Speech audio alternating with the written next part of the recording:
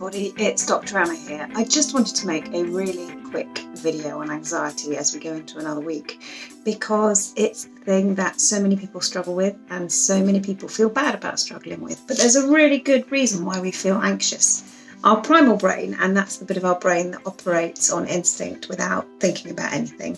Our primal brain has one job, and that job is to keep us safe on the planet and alive. And that is from an evolutionary perspective. We've always had that. And so the one thing to keep us alive that our primal brain does is to notice danger. And so when we were hunter-gatherers, we'd leave our warm cave where we felt safe, go out hunting and have to be really, really aware of threat in case there was a predator and we got attacked. So that is still the case. Our primal brain is always looking for threat because our primal brain needs to keep us safe. So what happens is that it sees danger, and that danger can be really anything, and we can have primed it for anything. And when it notices danger, it goes, danger, there's threat. And it releases adrenaline, which is, of course, the hormone I'm sure you all know, that is to do with anxiety. And the adrenaline floods our system. And when the adrenaline floods our system, a number of things happen.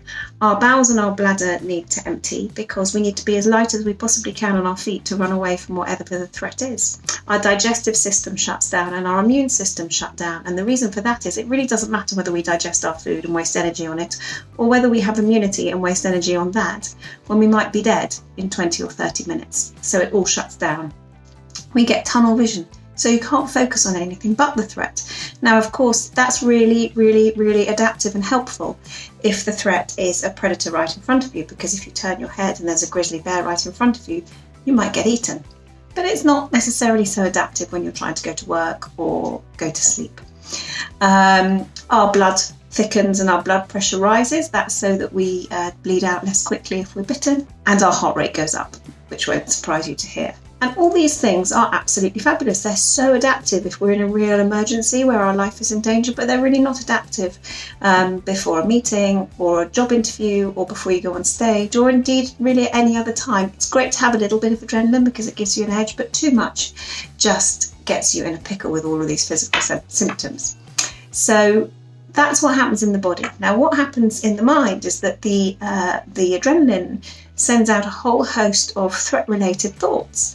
And these thoughts are, it's a disaster, my life's in danger, it's a catastrophe, I'll never recover, I'm going to lose my job, I'm going to lose my family, I'm going to lose my house, I'm going to lose my livelihood, I'm never going to cope, I'm going to fall apart, I'm going to die, everything threat-related.